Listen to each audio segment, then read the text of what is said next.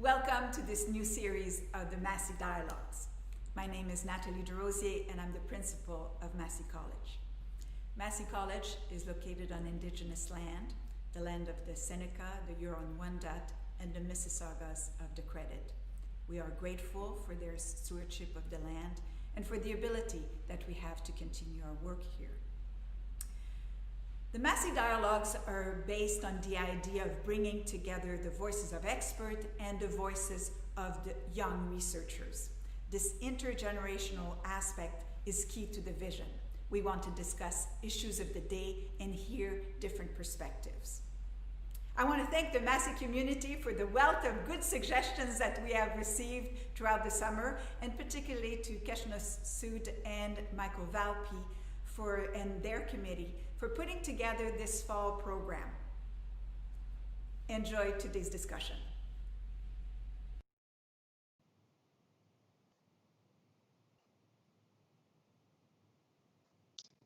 John Nash, Marilyn Monroe, Sid Barrett, Mary Todd Lincoln, Charles Buddy Bolden, the father of jazz, the mathematician and Nobel Prize winner, the timeless American actress, the founding member of Pink Floyd.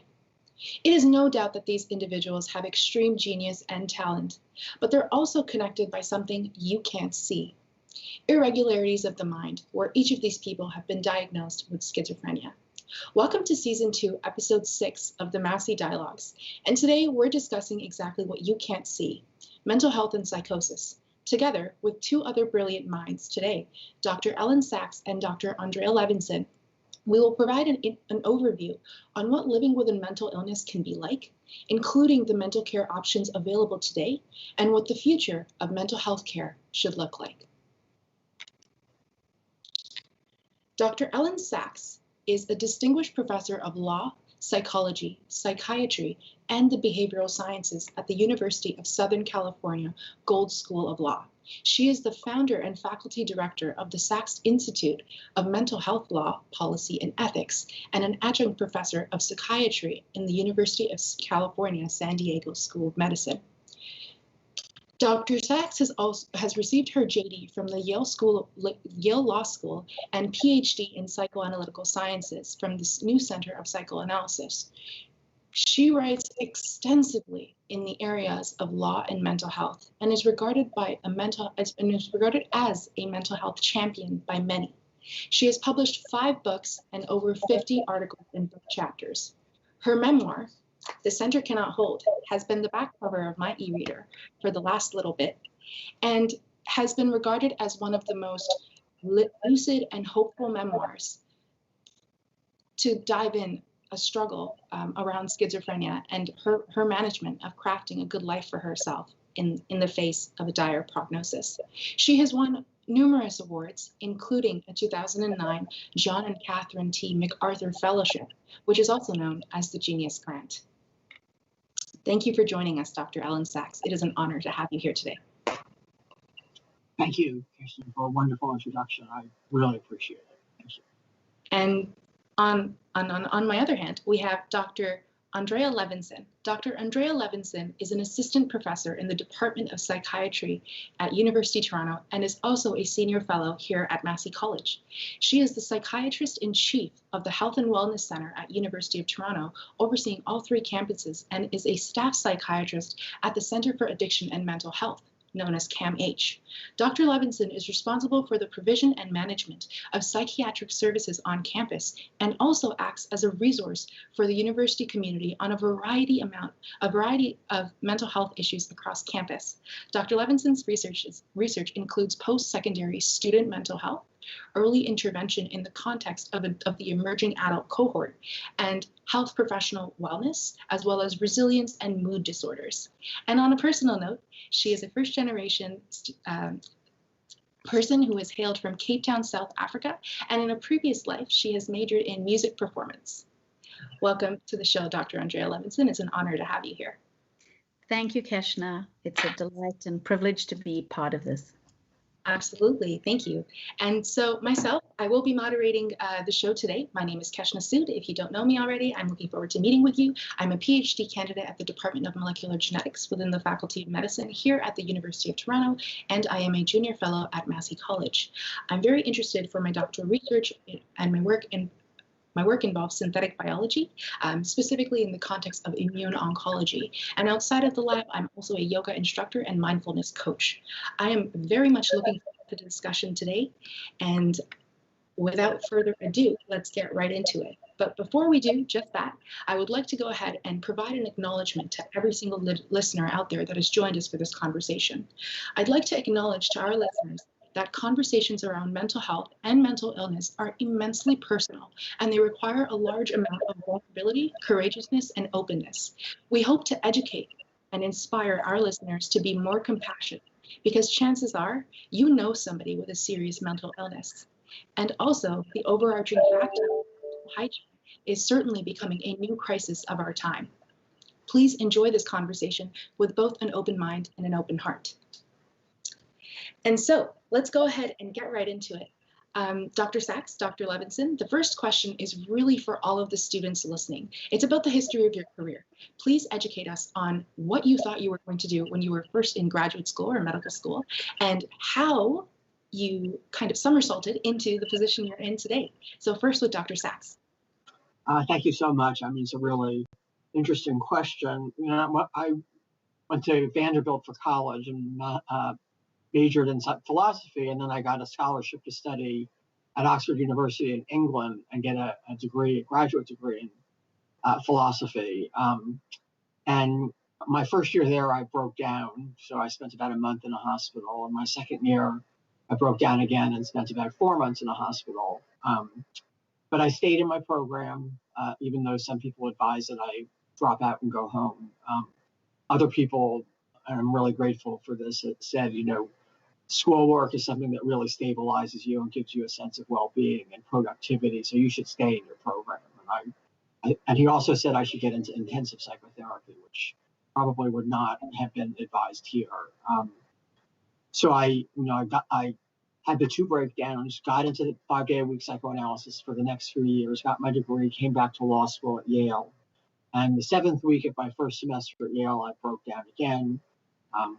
I was on the roof of the Yale Law School, dancing and singing and gesticulating and being kind of incoherent, and scaring the life out of my friends, and ended up in the hospital, English hospital and American hospital, and maybe we can get into that more later, were very different.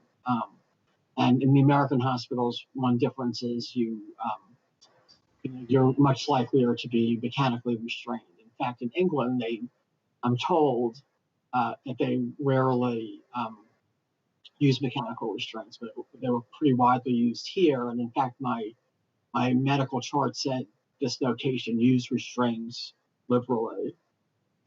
Anyway, I was hospitalized for 5 months. I went back to Yale, and it's been since 82, 83 that I've been in a hospital. And I sometimes say that's my proudest accomplishment. And then I say, well, is it really something I should be proud of or something I should feel lucky about? Because if my cancer didn't come back, I wouldn't say I was proud. I would say I was lucky. So that's how, that's sort of my illness history. And I decided not to go on in philosophy because there were just too many bad memories. And I wanted to decide between psychology and law and thought I was more of an analytic thinker. So I went into law, but very quickly started doing law and psychology. We had a clinic that did psychiatric law, and eventually got into teaching. And this is my area of teaching and research is mental health law. So that was the history of my career, right? So now I started here in '89, so that means I've been here more than 30 years, and love it here. It's a really supportive, generous, intellectually stimulating place. And I feel enormously lucky that I'm here. I have a friend who's a neurologist. I've had several cancers and subarachnoid hemorrhage and other things, saying, Ellen, for an unlucky person, you're very lucky. So, right about that. Right on. And that makes perfect sense. Working exactly where you feel most passionate about is usually good advice for anybody. And so, Dr. Levinson, please enlighten us on why you chose psychiatry, why you stuck to psychiatry, because it's a hard field to stay adhered to, and whether or not you envisioned this all when you were in graduate school. Well, thank you. I started off at university in South Africa studying music performance. I wanted to be a singer and dedicate my sort of world to music education. And in my sort of emerging adult years, right around the age of 20, my father got very ill. He had a lot of physical illness and he was treated with high-dose steroids, and he actually developed a psychotic type illness as a result of the steroids. And it went on to have a course of prolonged hospitalizations, psychosis, bipolarity, manias, depressions. And as an emerging adult, I have to, myself and my family, my mother, my siblings, we were very excluded from what was going on. We were not in the loop. And there was inherent stigma in the sort of notion of what was going on. My father was very changed. He wasn't the person we knew, and I knew, and didn't know quite how to support him and how to comfort him, and had a lot of complicated emotions around that first expression of illness in him. And I landed up actually leaving South Africa. There was a lot of political unrest. I wanted to get out. Apartheid was still in existence. And I came to Canada. And decided music was still very core for me, but I wanted to branch out and embark on a next undergrad in psychology, and really I was searching for, to understand the mind and to understand what had transpired with my father. And he actually subsequently passed away, and dealing with that grief. And I did a psychology degree and was about to do graduate studies in psychology, and kind of on a whim had a mentor who said, apply to McMaster Medical School. They're looking for people with breadth of life experience and different experiences. And my experience was in the arts. And I did. And so I embarked on medical school. And for me, medical school really meant psychiatry. I did due sort of diligence, and I thought about family medicine and I thought about general medicine, but I kept coming back to psychiatry. And then through my residency, I landed up doing a graduate degree as a fellowship after my residency. My interest in my residency was always in psychosis, in serious mental illness, and in sort of early expression of it, so early intervention. And so I then did a fellowship, and I working with young people with new onset psychosis. And then campus mental health has been a newer entity for me in the last 6.5, 7 years, with an amazing opportunity to contribute to this incredible community where mental health is expressed in every aspect of living and working and playing. And it's far more diffuse, and there are many dimensions to thinking about mental health on campus, not just service delivery, which is of course important, which you do more in a hospital setting. So I've really enjoyed the challenge, and maybe we'll talk a little later about the sort of upcoming challenges that we're all excited about in thinking of mental health on campus at U of T. And I love being part of the University of Toronto community and being part of Massey. It's I couldn't be happier. So that's a snapshot.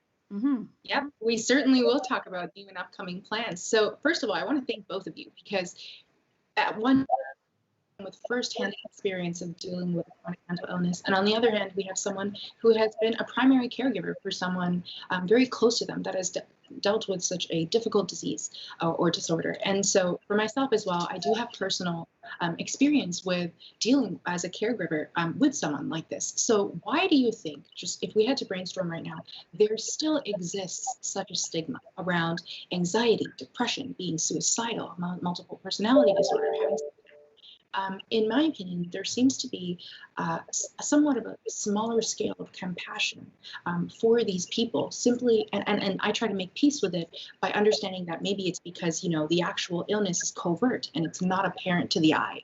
And do you think that it's as simple as, you know, you not being able to see it and therefore it's out of your mind because it's out of your sight? Or do you think there's something more to address why the progress is so slow in overcoming the mental health stigma? Dr. Saks? That's a really good question and an important point. I think the worst part of that stigma is it deters people from getting care, and people shouldn't have to suffer, and many will if they don't get care. You know, it's a question, why is there stigma? Well, people always have out groups.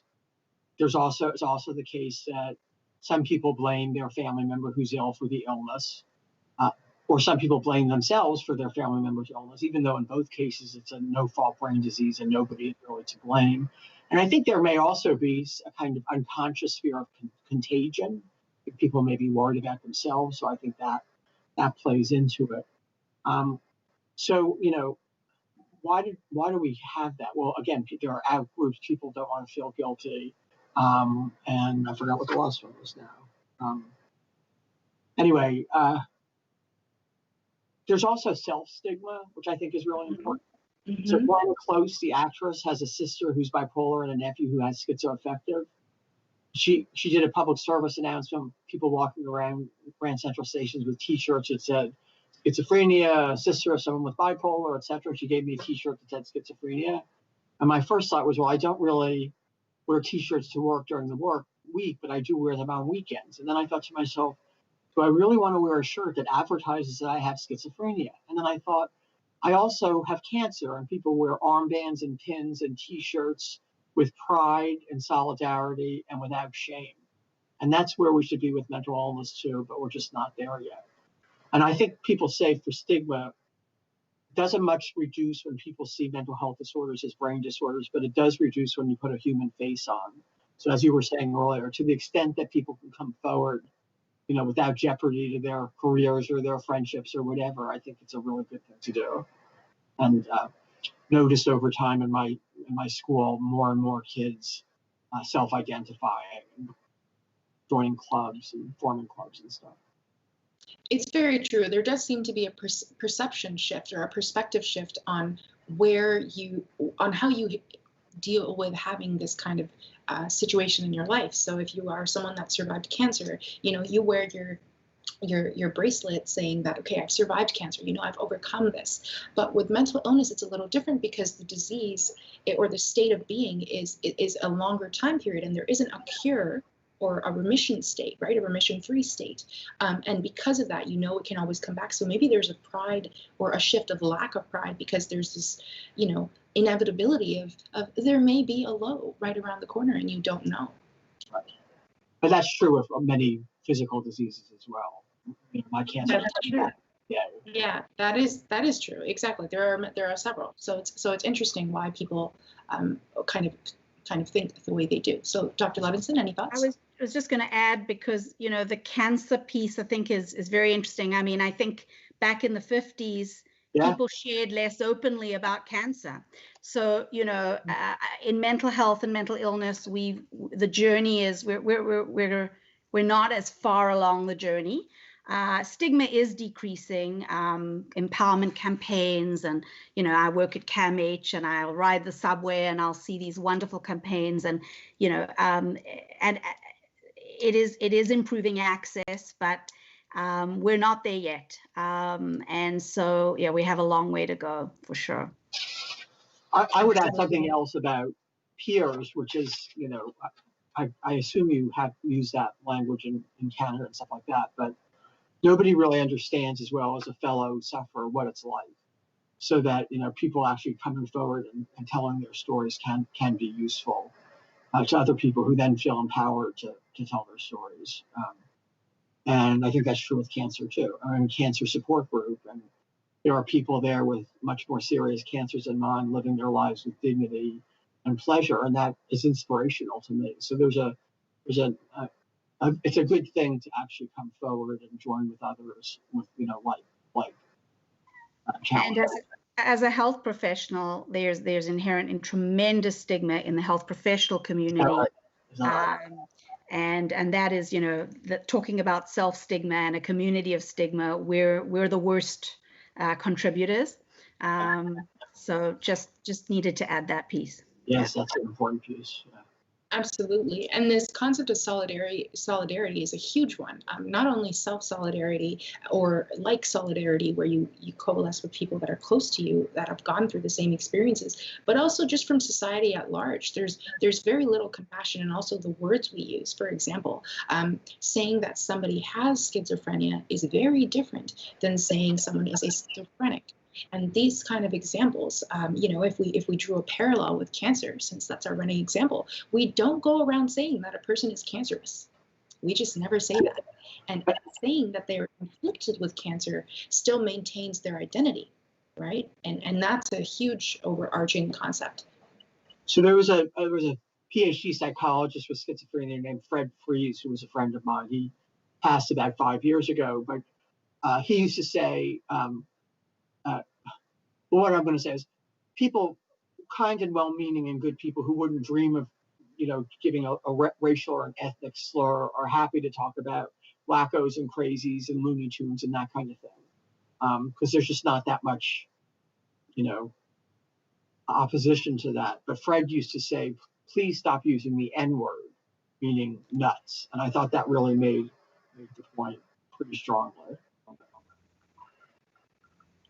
Absolutely. The normalization of just being crazy or a kook, quote unquote, these words certainly isolate and kind of catastrophize a big segment of our population that is struggling with a lot of paranoias, specifically about exclusion. So it seems to be, kicking a broken leg in terms of how we're dealing with this. And it seems to perpetuate the way we, like our care seems to perpetuate certain ailments in certain ways that we seem to hinder progress in maintaining this. So, Dr. Ellen Saks, I want to kind of move towards understanding, the stigma is one thing, but there's also a lot of misinformation and misguidance on what the actual reality is of having a serious mental illness. And I mean this with the greatest respect over the umbrella of anxiety, depression, having mood disorders. Schizophrenia is certainly just one arm, but there are a lot of things that outside of the mental care, but a lot of things in one's daily life that are very different. So could you enlighten your listeners that don't have a lot of firsthand experience with being a caregiver or being inflicted with this, what it is that is so difficult in your day-to-day life, and what you think would make the most impact that society could do to help make your life better, or make people like yours lives better? Right. Okay, so there is a lot of misinformation out there. And so one thing we can do is sort of educate people. I mean, we do junior and senior high school, we do sex ed and illness ed and driver's ed. Why don't we do mental health ed, so people develop kind of a basic literacy about what this looks like, and can even themselves or their loved ones, and will have some sense of what the resources are, what kind of help that they can get. And again, I think reducing stigma by people telling their stories is kind of one of the most powerful things that we can do. And it's not hugely expensive. It has costs, sometimes to the people who are doing it and sometimes to their loved ones. But I think that's really important. Yeah. So that's, And do you think that every person that has at one end or another lost touch with reality or sees things through a different light that we just aren't used to as our running average of a population needs some kind of constant care or very long lasting relationships? Do you think that these life relationships are one of the strongest ways to see light and to move forward in a healthy manner? Relationships? Yeah, totally. I mean, I was given a great prognosis, but I think the things that helped me were, one, excellent treatment, meds, 5-day-a-week analysis, 2, relationships with family and friends, sort of give my life a meaning and a depth, and also serve as another set of eyes if I start slipping, and 3, work, which I'm lucky to be at a place that's both very supportive and intellectually stimulating at the same time. And I sometimes say, in writing an argument or a counter argument, the crazy stuff is the sidelines. But and I've noticed that I get most of my symptoms at night, where my time is not so structured. So those are the things that really helped me. But everybody, I want to say I'm an N of only one. Everybody becomes psychotic in her or his own way, and what works for one person may not work for another person at all, even the most well-meaning and caring, and still not working. Absolutely. And so even with your experience, just drawing that a bit more, I don't think a lot of people are aware of psychoanalysis in that they know exactly what it consists of. So could you tell us what a normal psychoanalytic visit would be like, and how it would help you versus a psychiatric visit? What are the fundamental things that stick out to you that really help you in your process of recovery? Well, it's sort of interesting because Freud, who I think got a lot of things right, thought psychotic people couldn't be analyzed. He thought both they couldn't form relationships to their therapist, which is part of the meat of the work, and analysis promotes regression, and psychotic people are already too regressed.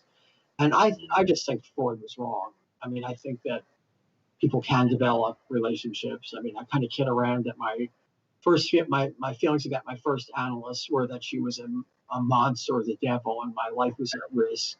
With my current analyst, I just think he doesn't like me very much. So I went from like a psychotic to a neurotic transference. But I do think there is transference, and there is a certain amount of regression, but a careful and talented analyst should be able to manage that. Why does it help? I mean, some of these things are just generic to a lot of treatment and not specific to either psychoanalysis or schizophrenia. But one is stress is bad for all illness, including mental illness. So kind of identifying and managing and coming to terms with stress can be helpful. Second, psychoanalysis sort of helps a person develop a kind of observing ego, so you can kind of stand back and review what's going on in your life, in your mind, and try to make sense of it. It's a safety valve. You can say things that are troubling and upsetting you, and that helps you manage them. And that means that you don't have to say those things in your quote outside world, so you can maintain your professional demeanor and persona, because you have that outlet with the therapist. Also, interpretations can be meaningful. So one view is psychotic symptoms are random firings of neurons that don't have any meaning. The second view is they have meaning. They tell the truth about your psychic reality, but when the patient is in that space, it doesn't mean anything to them. It can't help them. And the third is that it sometimes can. And my experience was the third. But again, everybody becomes ill in their own way, and I don't know if there's studies or whatever. I do know that recently, like in the last couple of years, the New York Times ran a story that it used to be thought with schizophrenia, medication was the treatment of choice, and now it's thought to be a combination of medication and psychosocial treatment. And I think that's my experience. That's right.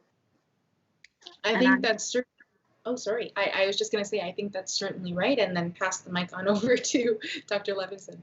I was just nodding in agreement. Really the integration of utilizing a biopsychosocial approach.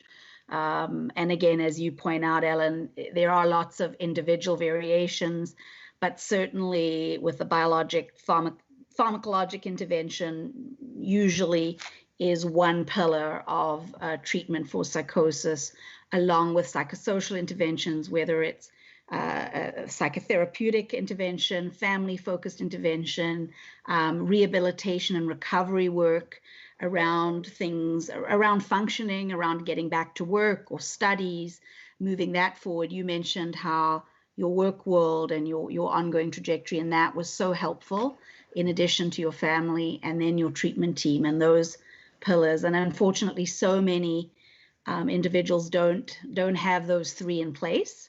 And that really sets one up for success to have all those pillars in place.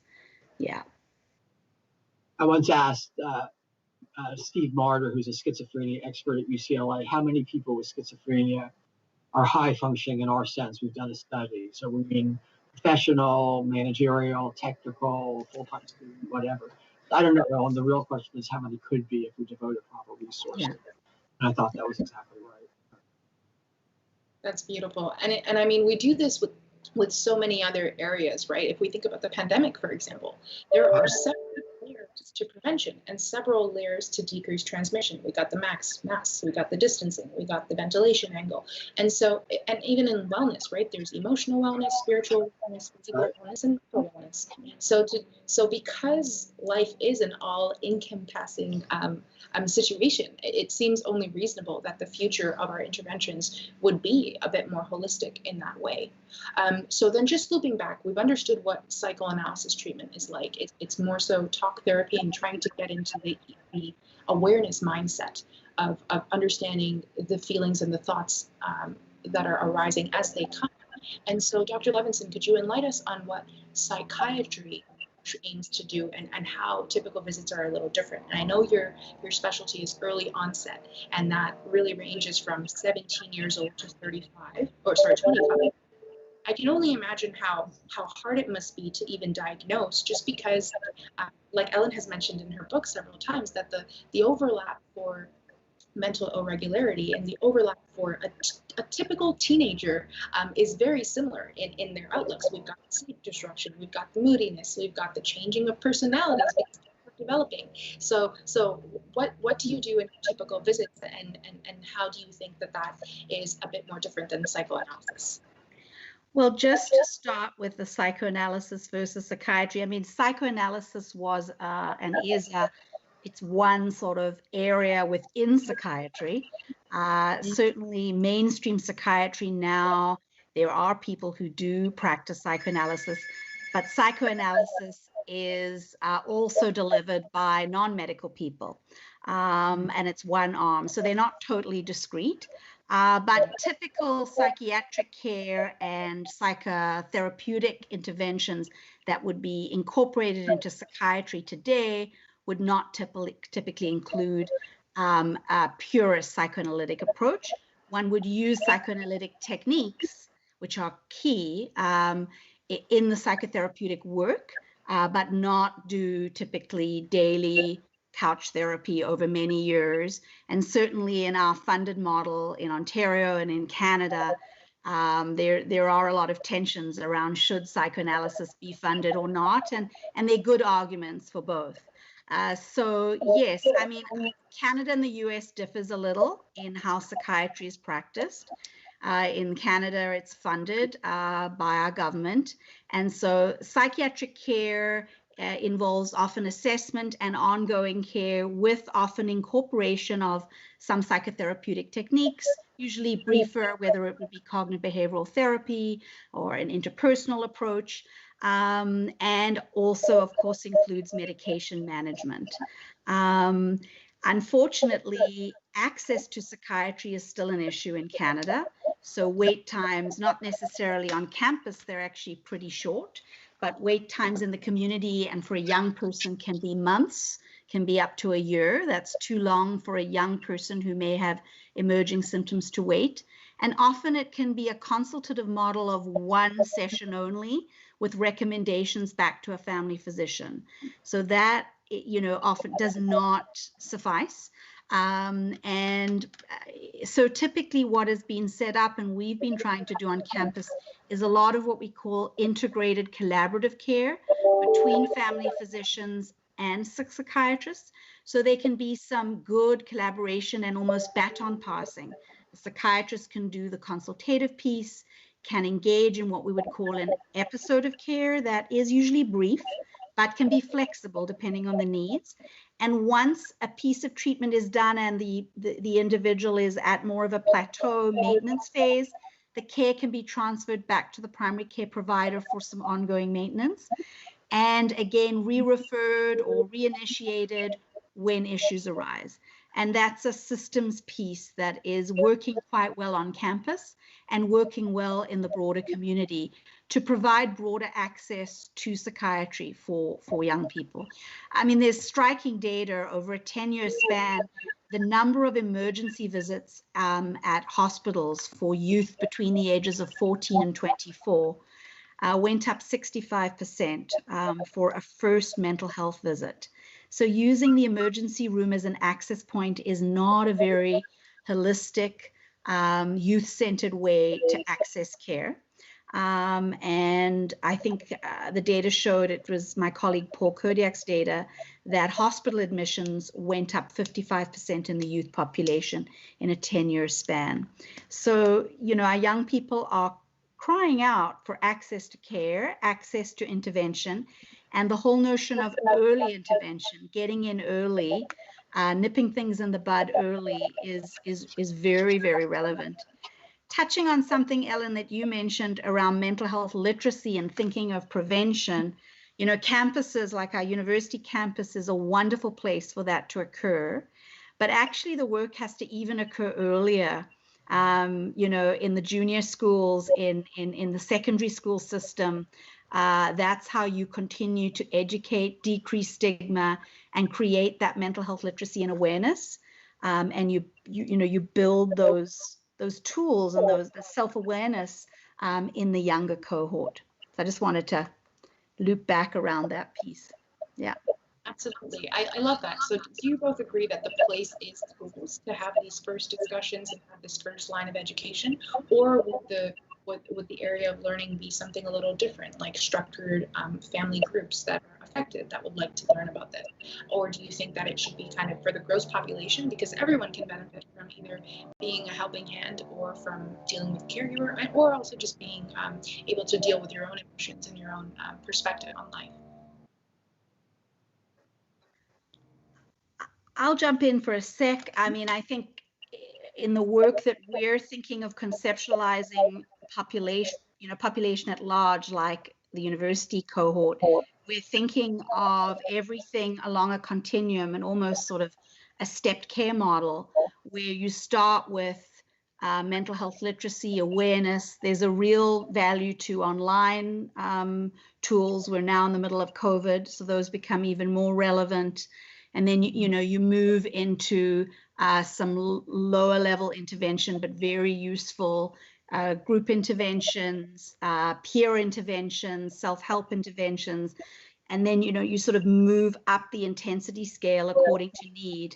Psychiatry for the broader population is more at the top end in terms of addressing the need, addressing the individual with more acuity, more complex needs. There's a lot that many other aspects of service delivery that can occur in conjunction with psychiatric intervention. Actually, it's sort of interesting. Law school is a pretty stressful time, especially first year law school.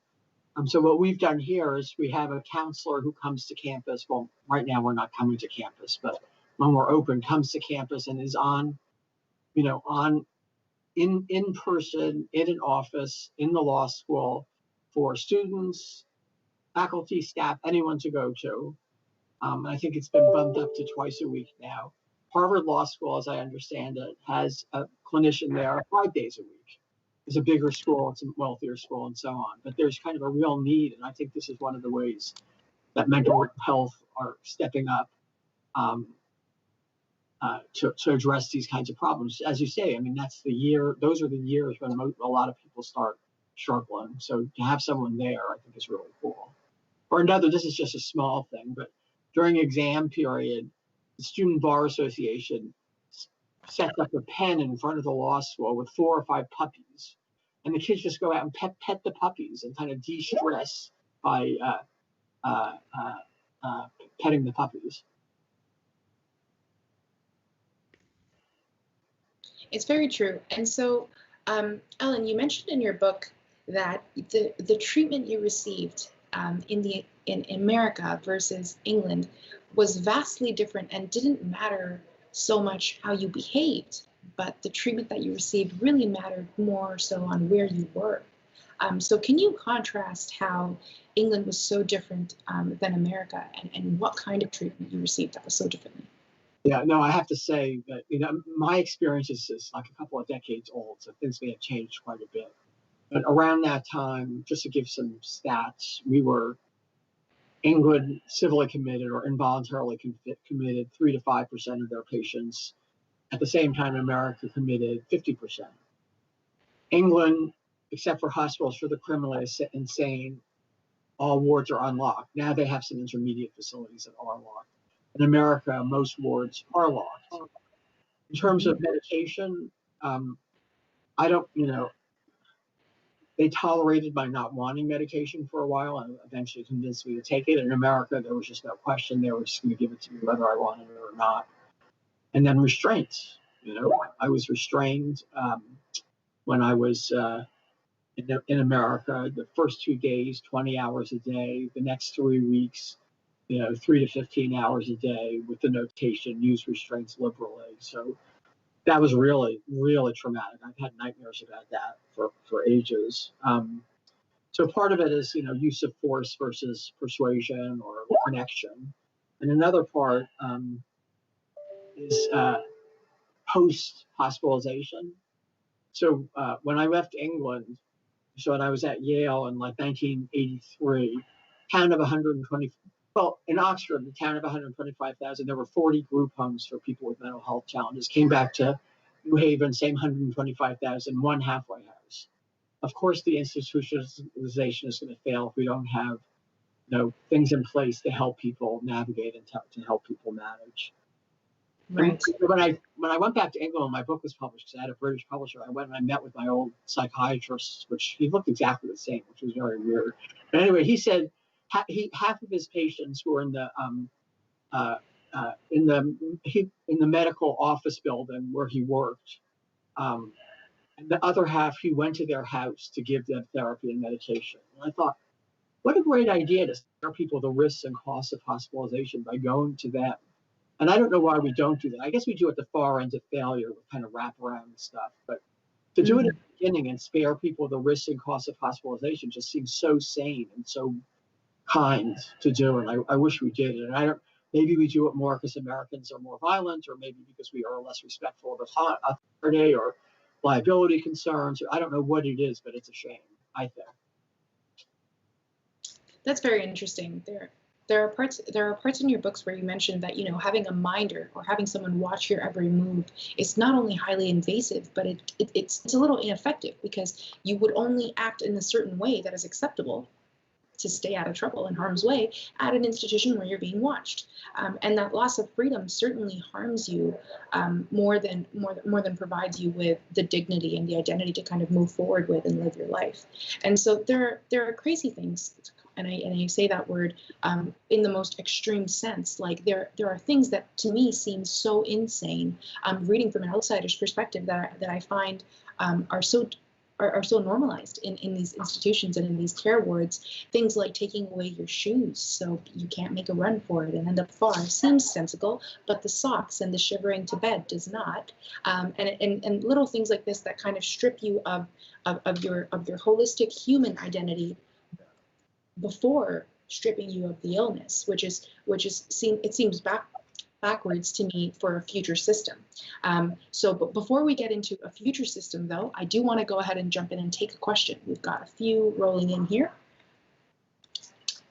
Question 1 from our viewer: beyond the mental health stories, what changes could journalists make in terms of publishing to our routine practices and language choices to help create a more just society for those affected? Dr. Saks?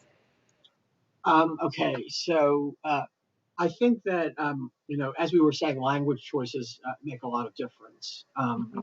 I put on programs every year with my institute on a particular issue: restraints, meds, criminalization of mental illness. And we usually get, a couple of hundred people, including always a table with 8 to 10 police officers at the table. Right. And I think that's really cool. And it's also the case that I've been asked both by the police department and by the sheriff's department to come and talk to them about how I think would be the best way to address someone who's having mental health challenges. So they're trying. And there's a guy named Charles Dempsey at the police force who set up a whole 2-week program on educating police officers. I mean, police have a hard job, right? Because there's risk and they're not experts and that kind of thing. But I do, we're hearing a lot of talk these days about scaling down the police. And I think, I don't think the answer is to scale down the police, but to increase the presence of mental health professionals when these kinds of calls are made, so that the person can maybe, talk the person down rather than tie them up and put them in handcuffs and throw them in a car and then in a jail cell. But I was pleased that, and actually the same guy he has like 10 years of 10 years of a package of use of force in Los Angeles over a 10-year period. Why was it done? What was the effect? And that kind of thing. And I think that'll be really interesting to study and see if we can learn lessons from it and better ways to approach mental health. Absolutely. I would add, it's been needed to be addressed for a long while, but it's really bubbled up, particularly in the last number of months, and some other pandemic has highlighted the issues both in the US and in Canada. And so thinking integratively that the police need allied mental health professionals as part of a therapeutically oriented team approach to de-escalating crisis. And the other piece is using the client, the patient, the consumer experience in guiding policy, in guiding treatments, in guiding crisis intervention, hearing those narratives. And then that would apply to the press as well. No one knows it better than those that are experiencing it. And those that are experiencing it could be me today, you tomorrow. It's a dynamic thing. That's, another piece as we were starting off with the theme of psychosis.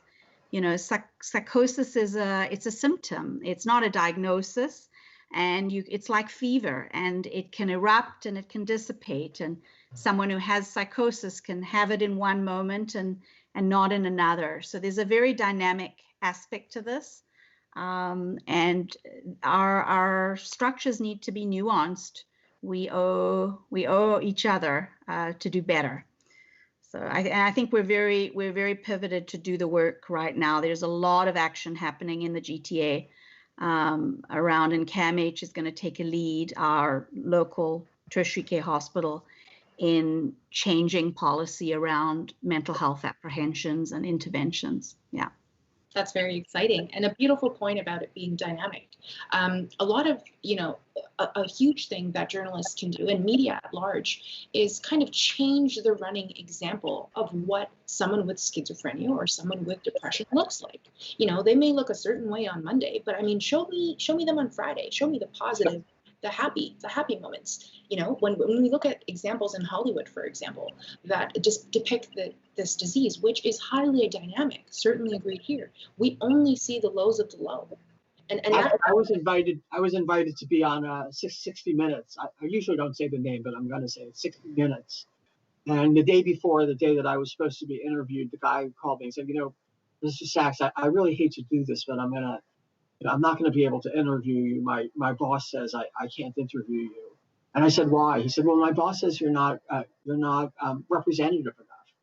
And I thought, don't you want to show the range of responses to the illness? People doing well, people doing badly, people in the middle.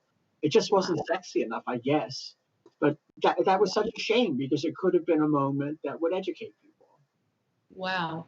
Absolutely. I couldn't agree more. And just to touch on the mental health crisis support and the fact that we clearly are in dire need of a mental health support team in emergency situations that are not armed people, or people that haven't been trained specifically in psychosis or dealing with people stepping in and out of psychosis.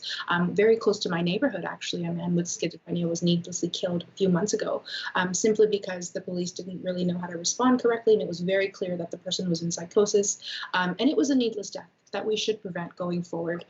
Who do you think should be on a mental crisis team? If you had to restrict it to, say, 5, do you think there are certain positions, certain training forces that are better than others? Like, are we talking nurses? Are we talking psychoanalysts, people that are not medical professionals but are counselors, or people that are extensively empathetic and can deal with respect and identity and can provide that constant reassurance of identity preservation? What are your thoughts, Dr. Levinson? I think it's not a discipline specific. I think it's skill specific. Okay. So you can get an incredibly able social worker and a very able nurse, and they can both be very complementary to a team with lots of mental health training, crisis intervention training, de-escalation training, relationship building and working in tandem with police. So that's already established in how to partner. Because, you know, crisis situations, they can move very quickly. They can be very, very tricky to manage. And you need an incredible amount of training. So I don't think it's you know, there could be a physician on the team. It could be a host of a sort of interdisciplinary net that form part of a hub. We have a big city to cover if we think about Toronto and the GTA. With, you know, high density population, and we need to think about these mobile crisis support teams that work in tandem with law enforcement. Yeah. So I would also like to add that maybe on these teams we should have lawyers or law-trained people. So, you know, when you're ill, you have a chorus of people surrounding you, telling you what you should do and what's best for you, and they'll make decisions. And the lawyer is really the only person, or usually the only person, who says, you know, what do you want? I'm here to, I want to counsel you as to what I think would be best. But what do you want? What's your best outcome, and how can we go about making it happen? And I think that's pretty empowering to have that voice as well. Absolutely. That's a beautiful point. And I think we've stirred up quite a few questions, but we're going to take one more. Perfect. So a question incoming from our principal, Nathalie Desrosiers, is there anything that we've learned about the stigma during COVID? A colleague describes the COVID response as an oblivion to mental health. Do you agree, Dr. Saks? I actually think, you know, there are two good things about the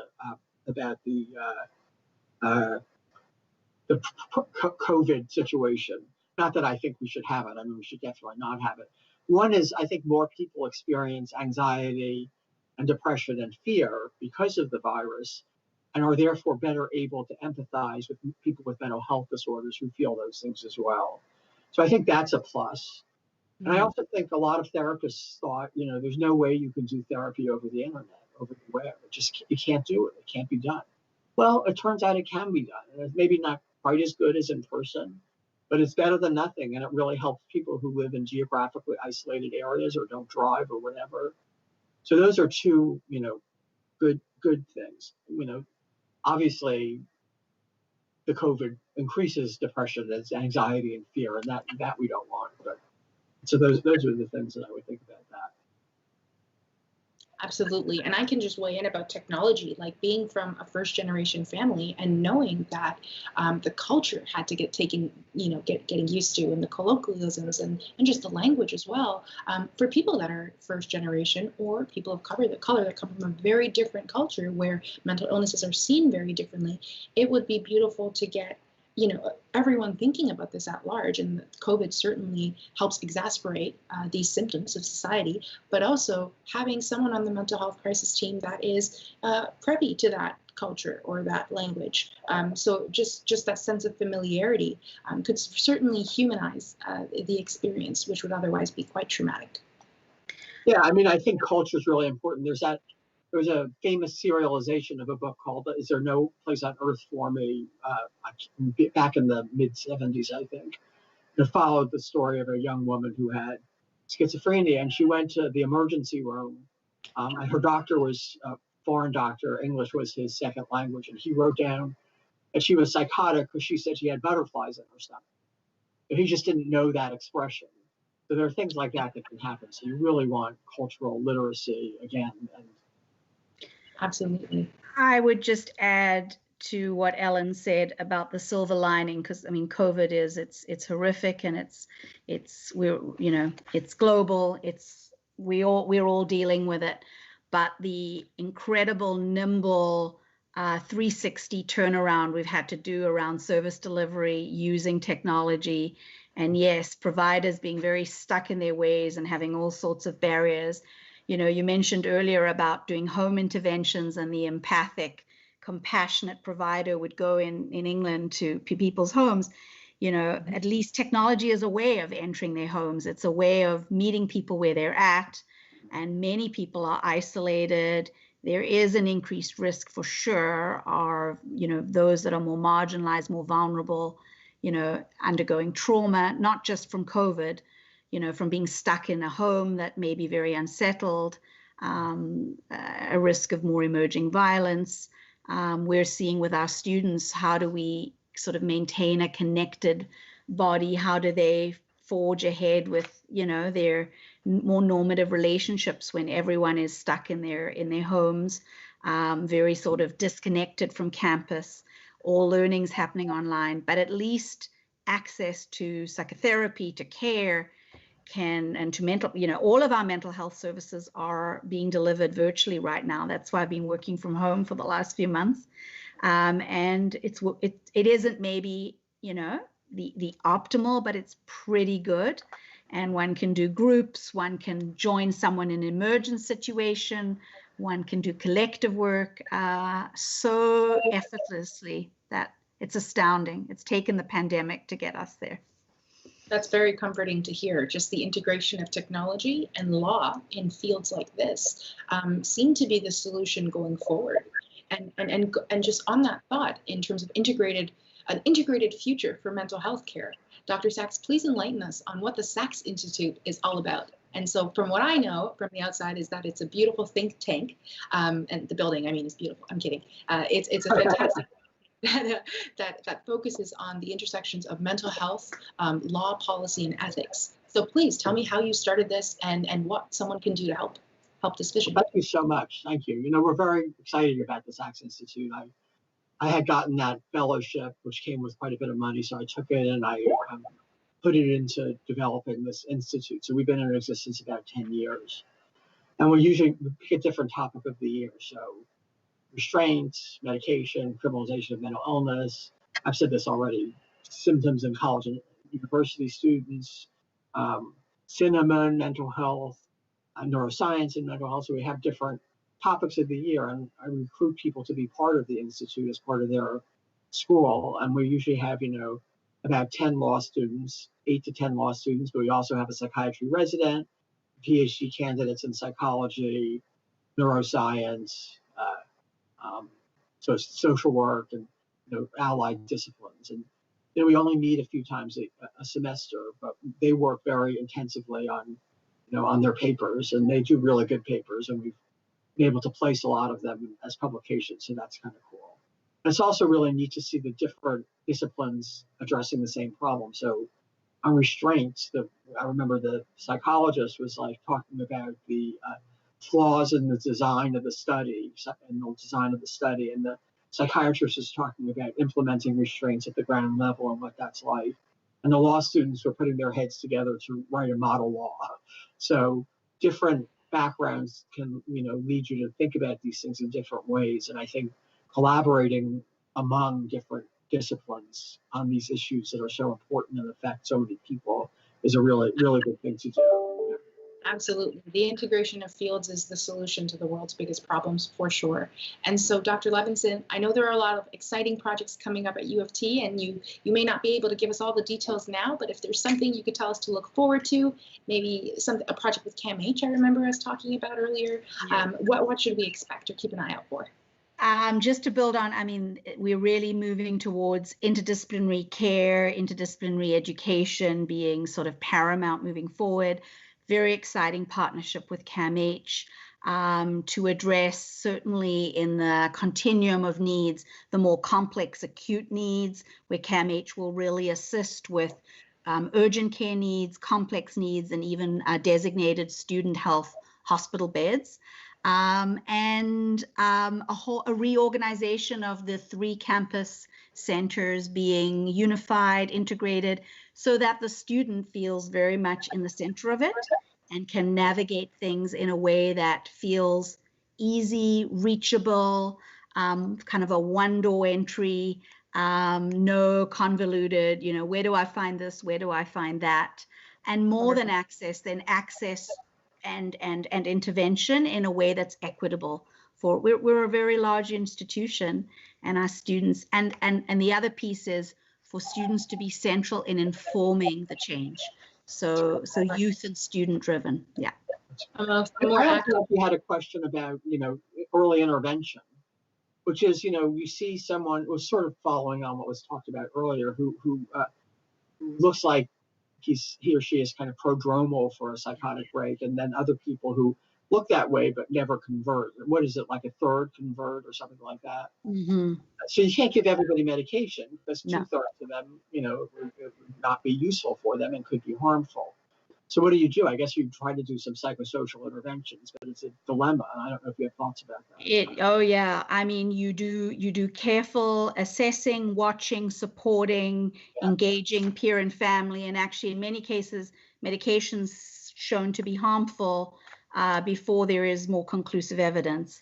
At the moment, if we get to a point where we can have more definitive biomarkers, we can predict things earlier in more specific ways, like we would have, blood tests and imaging that would start to show aberrations that are happening. We're not there yet, right, in terms of personalized medicine. But yes, just our medications are they're gross tools. They're not very sophisticated, as we all know.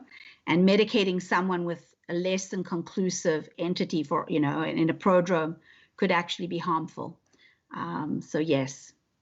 The situation definitely is a dilemma, and that's why these integrated conversations where we bring perspectives from different fields are certainly so important. And I hope that has provided our listeners with a very good understanding of what it is like to kind of deal with society while you're dealing with your own internal battles. Mental health is an area that I'm sure that all of us can relate to. It is a spectrum. There are different levels of it, and maintaining good mental hygiene is something that we wish everyone listening today. Because we are running out of time, I'm sure there's so much more to talk about, but unfortunately I have to let everyone go. I'd just like to say that we hope the discussion certainly provided you with some insights about mental health, inspired you to become more compassionate, because empathy is an underlying theme of any type of therapy. Building powerful relationships, trustworthy relationships with those you care about is certainly lifelong, lasting, and rewarding. And we hope that we've empowered you to help fill in some of the gaps in the post-pandemic world of health reform. Thank you, everyone, for joining us. A special thanks to Dr. Saks and Dr. Levinson for being on this panel. I've learned so much tremendously, and I'm very thankful that we had this discussion today. Thank you for inviting us. Thank you. Thank you, Keshna. Thank you. Thank you.